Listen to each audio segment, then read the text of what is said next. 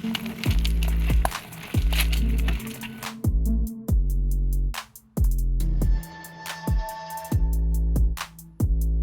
bagaimana? Kenapa kok lama? Kok 8 tahun penjara? Karena kalau saya menyimak dari berbagai komentar teman-teman, kisaran 95% itu banyak sekali yang bertanya, kok Danu lama? Karena dia ini kan yang membongkar kasus seperti itu. Nah, jadi kita OTW sekarang.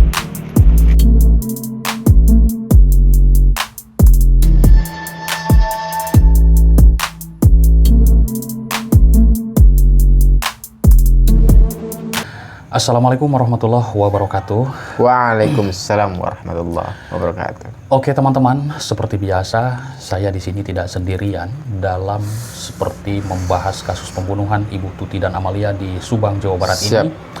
Dan tadi yaitu persidangan lanjutan Danu. Dan Danu ini tadi dibacakan tuntutan oleh jaksa penuntut umum yaitu 8 tahun. Tuntutannya penjara. Nah, teman-teman, saya di sini tidak sendiri, ditemani oleh Bang Yahya Muhammad atau Juang News seperti itu. Oke, mungkin di sini saya akan ngobrol-ngobrol dengan Juang News atau Mas Yahya ini dari hasil persidangan tadi. Mungkin tanggapannya bagaimana? Kenapa kok lama? Kok 8 tahun penjara? Karena kalau saya menyimak dari berbagai komentar teman-teman, kisaran 95% itu banyak sekali yang bertanya, kok Danu lama? Karena dia ini kan yang membongkar kasus seperti itu. Nah, jadi tambah penasaran juga buat kami, ya memang juga. Baik Mas, mungkin dijelaskan bagaimana hasil persidangan tadi. Silakan. Begini, tadi kebetulan juga kita live ya Bang. Oke. Live dan mungkin netizen atau teman-teman juga mendengarkan dengan saksama. Iya. Dan suaranya juga lumayan jernih. Iya, Bang jernih. Karena mic-nya bagus ya. Karena dikasih. Oke, alhamdulillah. Oke, alhamdulillah. Cuma saya yang belum punya nih. Aduh, luar biasa. Jadi begini Bang Jok. Oke. Setelah tuntutan itu dibaca semuanya, ternyata JPU itu menggarisbawahi Bang Jack. Ini juga yang teringat sekali dalam otak saya. Iya. Hafal betul.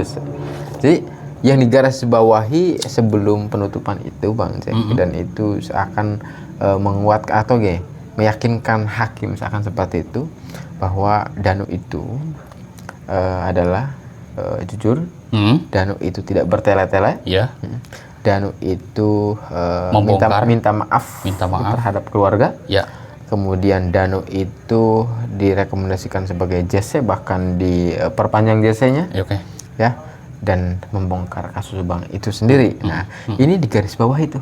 Oh, luar biasa. Di garis bawah itu seakan ingin meyakinkan hakim bahwa Danu itu seperti ini. Wah, iya, luar biasa. Ya. Baik. Nah, terkait 8 tahun itu karena memang juntonya adalah 55 dan 56 ikut serta itu ikut serta itu. Kemudian JPU menuntut Danu 8 tahun penjara. Nah, itu yang saya dengar di dalam live dan saya juga hadir di ruang persidangan itu Bang Jack. Baik. Nah, ini sekarang kembali ke Bang Jack. Bagaimana menurut Bang Jack? Setelah tadi misalkan digarisbawahi menurut saya yang telah dilontarkan oleh JPU, kemudian memvonis 8 tahun, bagaimana sih menurut Bang Jack? Oke, ya saya melihat ya, pertama dari situasi persidangan, kalau saya melihat dari pembacaan, ini kan baru tuntutan ya, baru tuntutan dari JPU. Sementara kita belum melihat dari majelis hakim. Nah, tadi memang saya agak kaget juga Mas sebenarnya. Dari siang juga saya melihat persidangan, waduh kok 8 tahun gitu. Nah, tadi sudah dikatakan Danu ini sudah jujur, sudah membongkar semuanya. Bahkan saya melihat tim dari LPSK pun sampai sedih juga gitu kan. Melihat di belakang persidangan. Ini sebenarnya kalau saya melihat sih terlalu lama kalau 8 tahun ini ya. Sebenarnya ya kalau saya melihat karena begini, ya pertama Danu ini hanya ikut serta, hanya diperintah. Ya ibaratnya seperti Eliezer seperti itu. Dia ini jangan salah, dia eksekutor loh gitu kan. Eliezer juga eksekutor. Nah, ini mungkin ada ya identiknya juga dengan seperti Danu. Danu juga kan melakukan sama. Tapi dia dengan ada tekanan yang begitu berat. Nah, sekarang sudah membongkar dan saya kira melihat kasus ini mengikuti dari tahun 2021 sampai 2023 lah, belum 2024 ya. Ini sebenarnya tidak akan terbongkar kasus ini. Karena sudah dirancang begitu secara profesional, dirancang sedemikian rupa, barang bukti pun dihilangkan segala macam. Kalau Danu tidak ngomong, ini sebenarnya tidak akan terbongkar. Itu hanya analisis otak saya yang ke sana ya. Karena melihat sampai ada persidangan pun kok masih ada berantam gitu dari keterangan baik dari yang sudah menjadi tersangka gitu ya, dari YMAA pun masih bahkan sampai berani ada ancaman juga di persidangan kan ke seorang Danu ini dari Pak Yosep juga seperti itu. Nah, saya kira Danu ini sebenarnya kalau saya sendiri melihat itu terlalu lama. Kalau 8 tahun ini, Mas. Begitu ya. Nah, tapi kan ini masih tuntutan ya. Ya semoga saja nanti apa keputusan hakim yang selama ini kita nantikan. Dari keterangan saksi, keterangan ahli, semuanya ditampung oleh majelis hakim. Ya semoga dengan adanya pembongkar kasus ini, karena saya pun ya melihat dari komentar publik, karena publik ini sangat menyoroti, 95% lah, kok lama 8 tahun. Tapi ingat, ini baru tuntutan gitu kan. Oke Mas ya. Eliezer itu tuntutannya 12 ya? Dulu 12 tahun ya. Terus akhirnya 1,5. 1,5 tahun. Nah, kalau menurut Mas Yahya gimana nih? 8 tahun itu lama atau sebentar? Gitu? Karena dia juga memang pelaku kan gitu ya. Sama dengan Bang Jack sebenarnya. Satu sisi memang dia pelaku, mesti dihukum juga dihukum memang. Iya, harus dihukum. Tetapi memang satu sisi dia itu tadi seperti Bang Jack bilang bahwa dia itu adalah satu-satunya yang membongkar. Satu-satunya yang memang tanpa Danu, misalkan tadi Bang Jack bilang. Entah kasus ini kemana arahnya. Entah kemana arahnya, atau mungkin sekarang juga belum terungkap. Itu maksud belum saya. Ada persidangan ya kan? Makanya kalau Danu nggak ngomong gitu loh. Itu yang menjadi harusnya dijadikan sebagai nilai lebih, Bang. Nilai lebih daripada terdakwa Danu yang memang dimana kita ini menginginkan kasus ini kan benar terbongkar ya, Bang. Tuntas ya, Bang ya. Keadilan almarhumah secara paripurna kan begitu. Nah, untuk itu sebenarnya memang apresiasi juga kita tidak boleh memungkiri dan itu membongkar itu, Bang. Betul sekali. Semuanya sehingga memang harapan kita semuanya, walaupun entah dikatakan oleh JPU 8 tahun, tetapi saya melihatnya kok JPU menuntut 8 tahun, tetapi kok ada yang digaris bawahi. Seakan meyakinkan hakim bahwa Danu itu tadi, Bang, jujur, Danu itu tidak bertele-tele, Danu itu membongkar, Danu itu telah minta maaf kepada keluarga, Danu itu telah direkomendasikan sebagai jasa bahkan diperpanjang. Seakan meyakinkan hakim bahwa ini loh dosa ke Danu, gitu loh, Bang. Betul sekali. Artinya ya memang kalau kita berbicara sekarang puas tidak puas terkait 8 tahun, memang tidak puas. Karena memang hanya beliau yang membongkar, yang lain masih membantah, betul ya sekali. kan, sebagainya. Tetapi optimis lah ya bahwa walaupun memang tadi saya bilang hukum ya tetap dihukum karena salah ya, teman-teman ya, karena salah. Tetapi ya kalau kita melihat daripada dia sebagai yang membongkar itu, ada keringanan. Kalau kita bandingkan misalnya Eliezer 12 tahun tuntutannya, yang kemudian divonis atau diputuskan 1 tahun penjara. Kalau Danu misalkan tuntutan, harapan kita juga lebih kecil, entah 1 tahun entah berapa, kira-kira yang jelas lebih kecil ya, seperti itu. Jadi ini teman-teman disclaimer dulu ya. Jadi ini hanya membahas dengan fakta sidang kita semuanya. Tadi sidang sudah begitu jelas. Nah, ini disclaimernya seperti ini.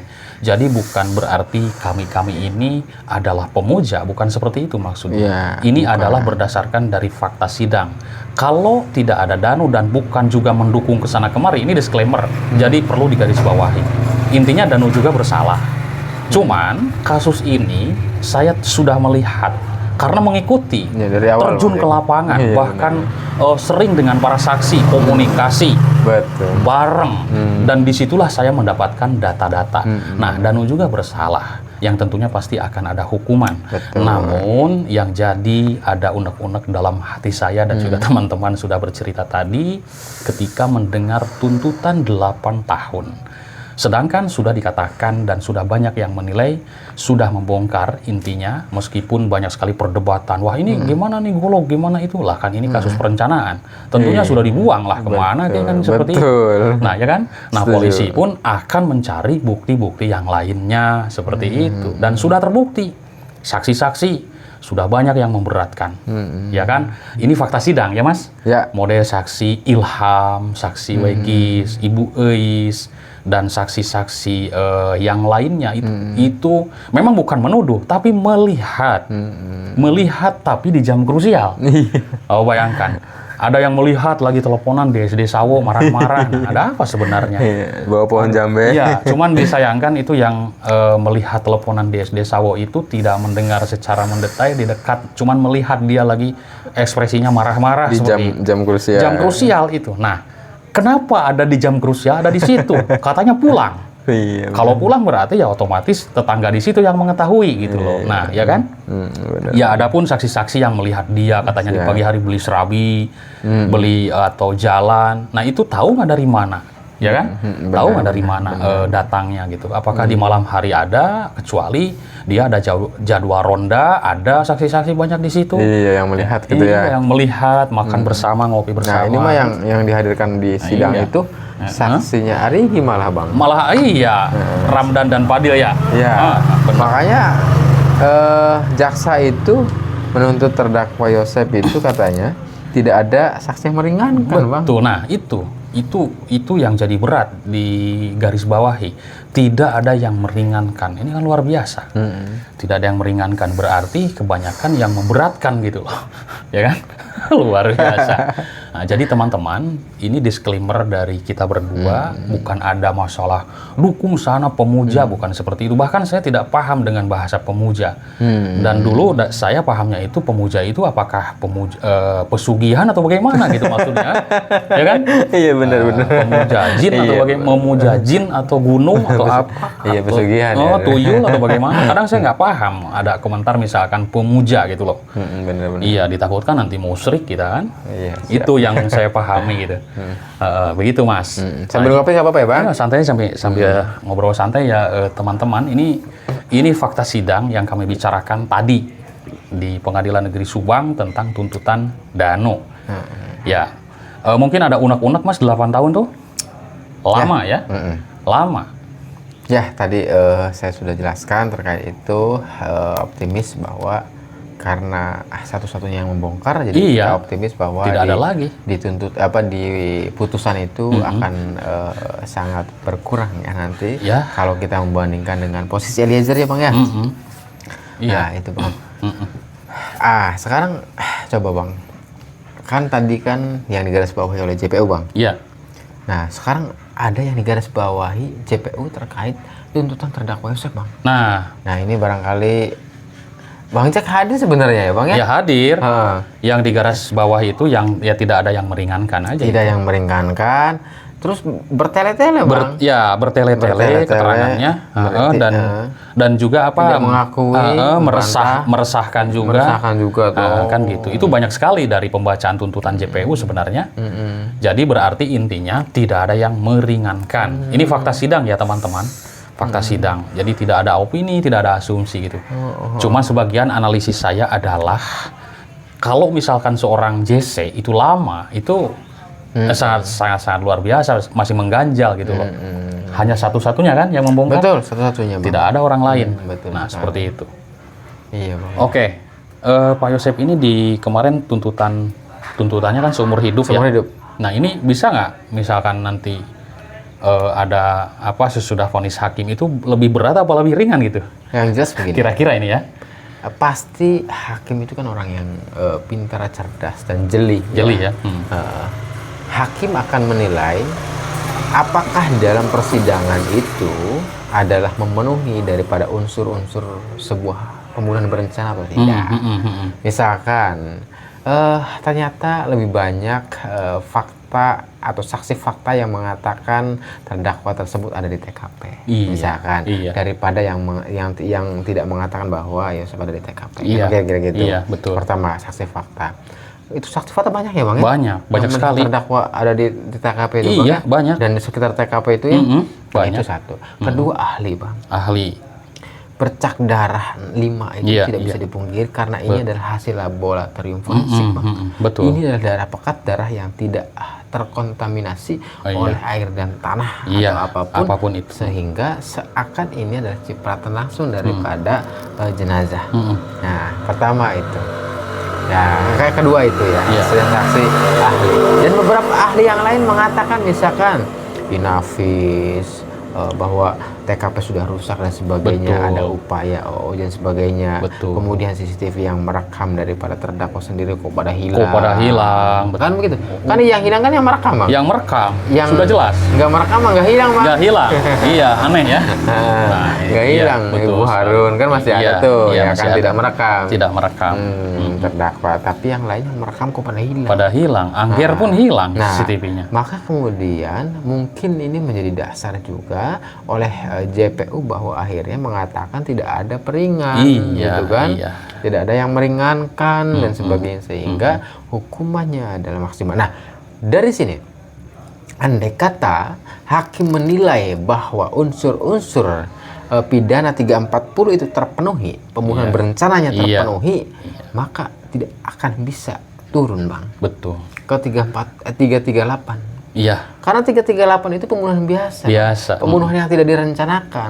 Kalau fakta persidangan mengatakan fix unsurnya adalah pembunuhan berencana, kalau diturunkan berarti ada apa? Kan begitu jatuhnya nanti. Kita bertanya-tanya.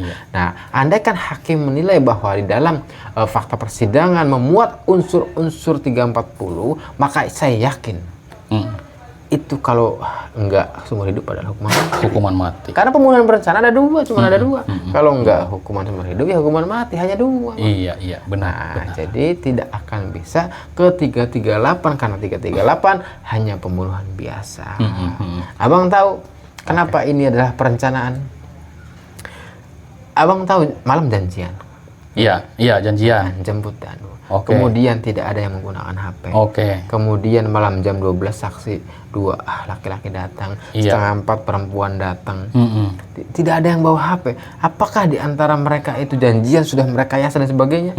Masa tidak bawa HP tiba-tiba datang dan sebagainya seakan sudah disetting? Kan? Betul sekali. Itu before-nya, Bang. Sebelum kejadian. Betul. Setelah kejadiannya TKP rusak. Ahli yang mengatakan Inavis.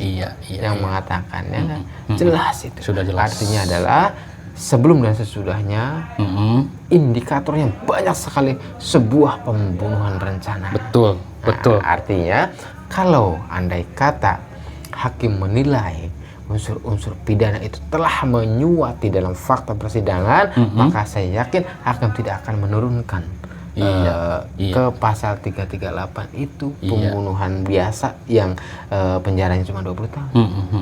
Karena nanti bertentangan. Pasti yang akan dimuat hanya 340 itu, yaitu pembunuhan, yaitu penjara seumur hidup dan pembunuhan dan hukuman mati. Hanya itu 340 itu. Berarti nanti misalkan juga kalau misalkan sudah ada vonis yang dua ini, ya di antara Danu dan Yosep. Nah, ini tinggal kita mengikuti ketiga tersangkanya bagaimana nih ya kelanjutannya. Jadi untuk sekarang kita tidak bisa untuk dulu menyimpulkan gitu. Kita ikuti saja nanti kelanjutannya. Ini masih lama perjalanan kasus Subang ini, teman-teman. Baik teman-teman, mungkin itu saja yang bisa kami sampaikan. Mohon maaf atas segala kekurangannya. Intinya disclaimer, ini adalah fakta sidang dan tidak pemujaan dan istilahnya. Kita ini hanya menyampaikan apa yang ada di persidangan. Dan keinginan kita bersama adalah demi keadilan korban dan harus terbongkar. Siapapun. Ya, mungkin itu saja ya, Mas. Siap. Oke, teman-teman, terima kasih. Selamat malam dan assalamualaikum warahmatullahi wabarakatuh. Waalaikumsalam warahmatullahi wabarakatuh.